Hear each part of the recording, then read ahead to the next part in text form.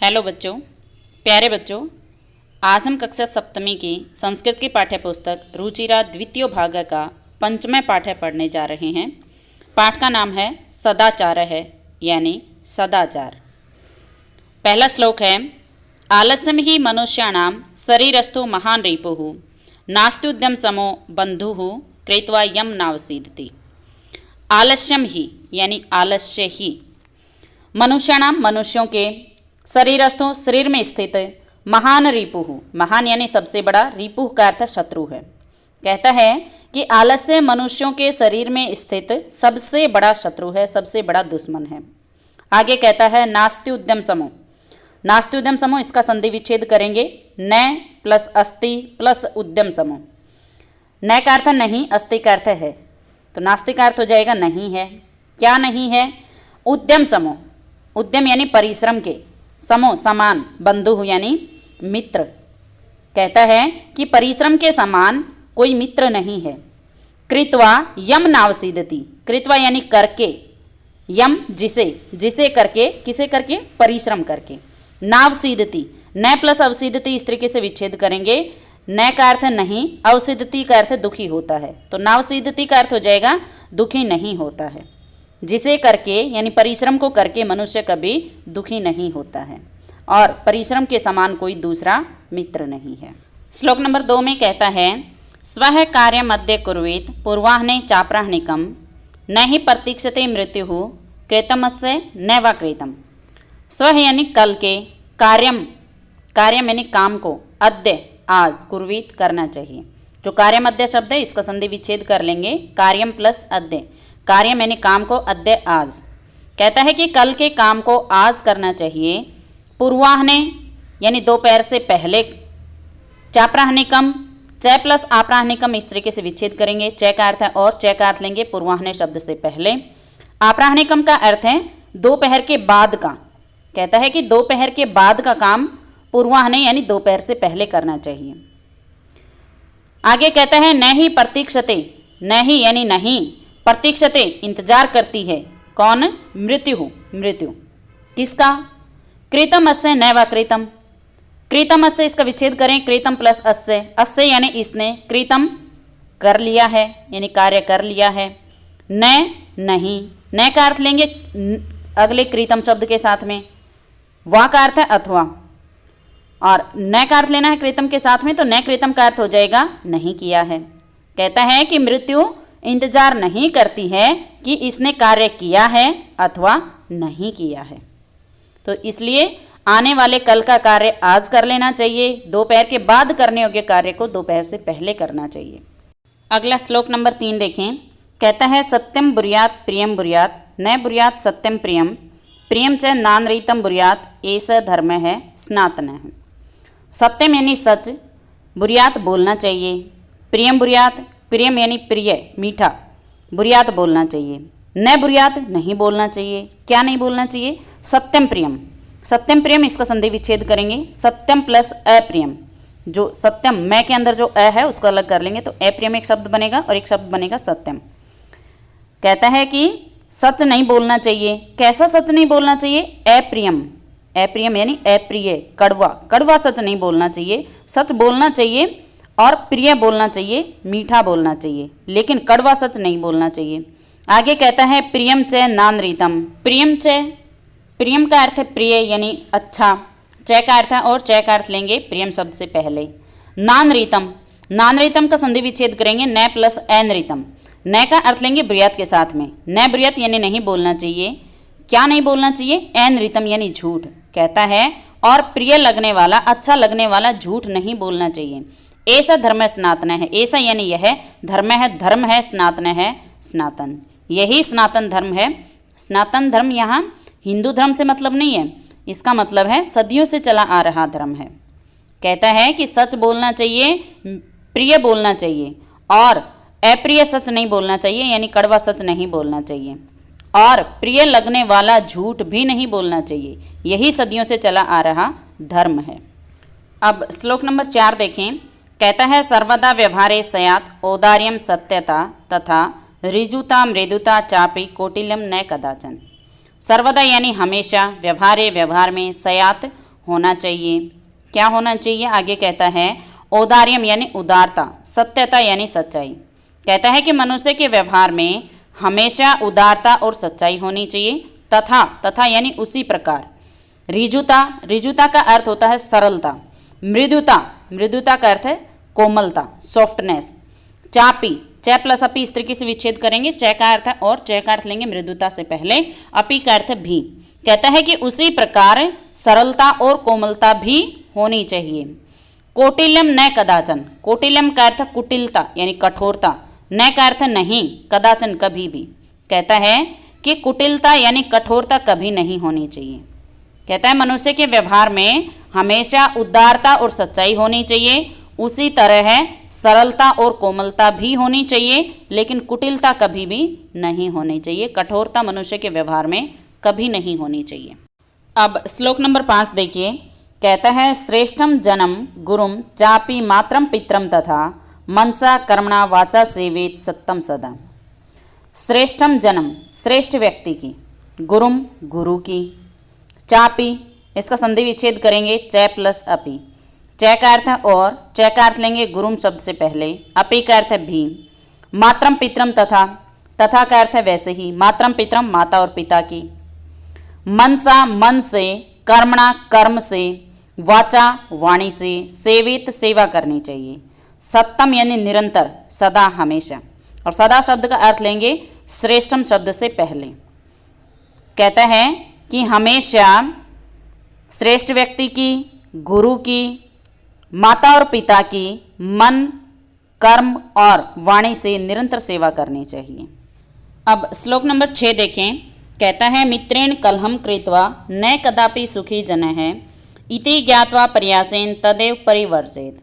मित्रेण यानी मित्र से, दोस्त से, कलहम झगड़ा, कृत्वा करके, न कदापि, न का अर्थ नहीं, न का अर्थ लेंगे सुखी के साथ में। न सुखी यानी सुखी नहीं होता है, कदापि कभी भी, जन है मनुष्य। कहता है कि मनुष्य मित्र के साथ, दोस्त के साथ झगड़ा करके कभी भी सुखी नहीं होता है। इति ज्ञातवा, इति यानी ऐसा, ज्ञातवा जानकर, प्रयासेन, प्रयासेन का अर्थ है प्रयत्न पूर्वक, तदेव का अर्थ उससे, किससे? झगड़े से, परिवर्जित बचना चाहिए। कहता है कि मित्र के साथ झगड़ा करके मनुष्य कभी सुखी नहीं होता है, ऐसा जान करके प्रयत्न पूर्वक उससे बचना चाहिए, यानी झगड़े से बचना चाहिए। और इसी के साथ पाठ का अनुवाद पूर्ण होता है। चलिए अब अभ्यास की ओर बढ़ते हैं।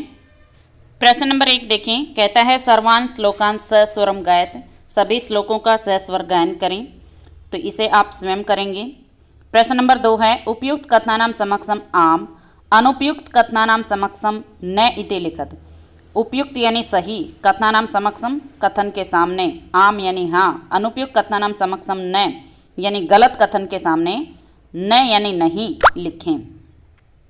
कहता है कि सही कथन के सामने हाँ और गलत कथन के सामने न लिखें, नहीं लिखें। पहला वाक्य है प्रातः काले ईश्वरम स्मृत। प्रातः काल यानी सुबह है, ईश्वर का स्मरण करना चाहिए, तो सही बात है, आम लिखेंगे। अगला है अनृतम ब्रूयात यानी झूठ बोलना चाहिए, गलत बात है, न लिखेंगे।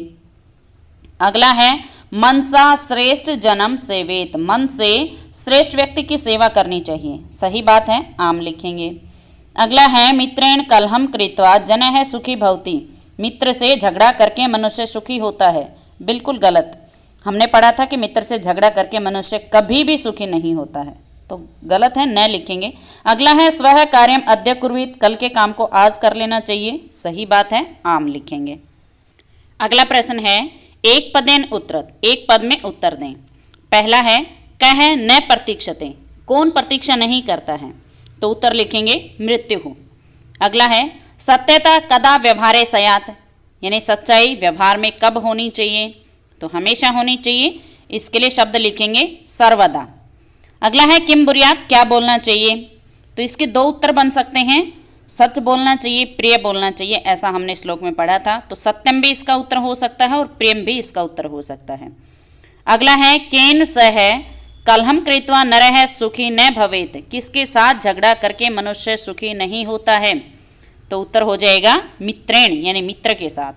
अगला है कह महारिपुः अस्माकं शरीरे तिष्ठति। कौन सबसे बड़ा शत्रु हमारे शरीर में स्थित है? तो उत्तर लिखेंगे आलस्यम। अगला प्रश्न है रेखांकित पदानि आधृत्य प्रश्न निर्माणम कुरुत। रेखांकित पद के आधार पर प्रश्नों का निर्माण करें। पहला है मृत्यु न प्रतीक्षते। मृत्यु इंतजार नहीं करती है, तो इसमें रेखांकित पद है मृत्यु। मृत्यु लिंग के आधार पर पुल्लिंग शब्द है और इसमें प्रथमा विभक्ति एक वचन है। प्रथमा विभक्ति एक वचन। अब आपको सिंपली किम का पुल्लिंग शब्द रूप देखना है और उसी विभक्ति उसी वचन का शब्द उठा करके यहाँ पर रख देना है। तो किम का पुल्लिंग शब्द रूप देखेंगे, प्रथमा विभक्ति एक वचन में शब्द होता है कह, तो मृत्यु शब्द की जगह पर शब्द आ जाएगा कह और प्रश्न का निर्माण इस तरह से हो जाएगा कह न प्रतीक्षते और अंत में जहां पर पूर्ण विराम है वो रिप्लेस हो जाएगा प्रश्नवाचक चिन्ह से। अगला है कलहम कृत्वा नरः दुखी भवति। तो इसमें रेखांकित पद है कलहम। कलहम लिंग के आधार पर नपुंसकलिंग शब्द है और इसमें द्वितीय विभक्ति एक वचन है, तो इसको रिप्लेस कर देंगे किम के नपुंसकलिंग शब्द रूप से। किम का नपुंसकलिंग शब्द रूप द्वितीय एक वचन में बनेगा किम, तो कलहम शब्द रिप्लेस हो जाएगा किम से और प्रश्न का निर्माण इस तरह से हो जाएगा किम कृत्वा नरः दुखी भवति। अगला है पित्रम कर्मणा सेवित। तो इसमें रेखांकित पद है पित्रम। पित्रम पितृ के शब्द रूप से बना है, पितृ यानी पिता, तो ये पुल्लिंग शब्द होता है और द्वितीय विभक्ति एक वचन जुड़ने से शब्द बना है पित्रम। तो अब आप किम का पुल्लिंग शब्द रूप देखेंगे, द्वितीय विभक्ति एक वचन में शब्द बनेगा कम, तो पित्रम शब्द रिप्लेस हो जाएगा कम से और प्रश्न का निर्माण इस तरह से हो जाएगा कम कर्मणा सेवेत। अगला है व्यवहारे मृदुता श्रेयसी।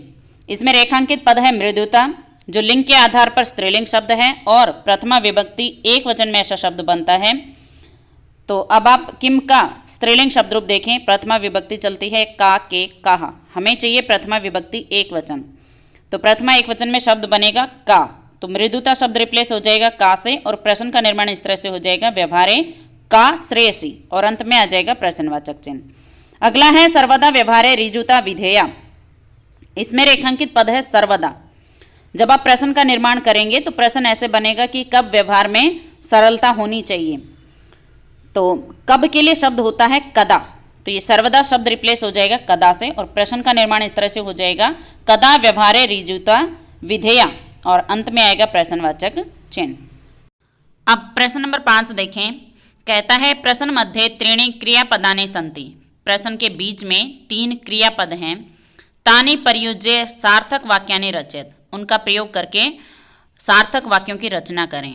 तो देखिए 3 क्रियापद दिए हैं, ब्रूयात, सेवेत और सयात। ब्रूयात का अर्थ होता है बोलना चाहिए, सेवेत का अर्थ है सेवा करनी चाहिए और सयात का अर्थ है होना चाहिए या होनी चाहिए। तो चलिए एक एक करके शुरुआत करते हैं। पहला वाक्य लेते हैं, मनसा मातरम पितरम च, मन से माता और पिता की, तो ये इसके साथ जो क्रियापद आएगा वो है सेवेत यानी सेवा करनी चाहिए, मन से माता और पिता की सेवा करनी चाहिए। अगला वाक्य लेते हैं, सत्यम प्रियम च, तो यहाँ इसके साथ आएगा ब्रूयात यानी सत्य और प्रिय बोलना चाहिए। अगला है वाचा गुरुम, तो इसके साथ आएगा सेवेत, वाणी से गुरु की सेवा करनी चाहिए। अगला है सत्यम अप्रियम च न, तो यहाँ पर आएगा ब्रूयात यानी अप्रिय सत्य नहीं बोलना चाहिए, कड़वा सच नहीं बोलना चाहिए। अगला है व्यवहारे कदाचन कौटिल्यम न, तो इसके साथ में आ जाएगा सयात यानी व्यवहार में कभी भी कुटिलता नहीं होनी चाहिए। अगला है श्रेष्ठम जनम कर्मणा, तो इसके साथ में आ जाएगा सेवेत, श्रेष्ठ व्यक्ति की कर्म से सेवा करनी चाहिए। अगला है व्यवहारे सर्वदा औदार्यम, तो इसके साथ आएगा सयात, व्यवहार में हमेशा उदारता होनी चाहिए। अगला है ऐनृतम प्रियम च न, तो इसके साथ में आएगा ब्रूयात यानी कि प्रिय झूठ यानी अच्छा लगने वाला झूठ नहीं बोलना चाहिए। इस तरीके से वाक्यों का निर्माण करेंगे। प्रश्न नंबर 6 देखें, कहता है मंजूषाता है अव्यय पदाने चित्वा रिक्त स्थानाने पूर्यत। मंजूषा से अव्यय पदों को चुन करके रिक्त स्थानों को पूरा करें। तो मंजूषा में दिए गए शब्दों का अर्थ देख लें। पहला शब्द है तथा, तथा का अर्थ है और, न का अर्थ है नहीं, कदाचन कभी भी, सदा हमेशा, च का अर्थ है और, अपि का अर्थ है भी। पहला वाक्य है भक्त है डैश ईश्वरम स्मृति, भक्त ईश्वर का स्मरण करते हैं, ईश्वर को याद करते हैं, तो इसमें आ जाएगा सदा, यानी भक्त हमेशा ईश्वर को याद करते हैं। अगला है असत्यम डैश वक्तव्यम, झूठ डैश बोलना चाहिए, तो यहाँ पर आ जाएगा न, झूठ नहीं बोलना चाहिए। अगला है प्रियम डैश सत्यम वदेत, तो यहाँ पर आएगा तथा, प्रियम तथा सत्यम वदेत, प्रिय और सत्य बोलना चाहिए। अगला है लता मेधा डैश विद्यालयम गच्छतः है, लता और मेधा विद्यालय जाती हैं, तो यहाँ पर आएगा च, लता मेधा च। अगला है डैश कुशली भवान, यहाँ पर आएगा अपि, अपि कुशली भवान, क्या आप कुशल हैं। देखिए यहाँ पर अपि, जिसका अर्थ मैंने आपको भी बताया था, यहाँ पर इसका अर्थ हो गया है क्या। क्यों हुआ? क्योंकि इसका प्रयोग हमने वाक्य के बिल्कुल शुरू में किया। जैसे अंग्रेजी का इज जो हेल्पिंग वर्ब होती है उसका अर्थ होता है, लेकिन अगर उसी को वाक्य की शुरुआत में प्रयोग करते हैं तो वही आपको अर्थ देता है क्या का।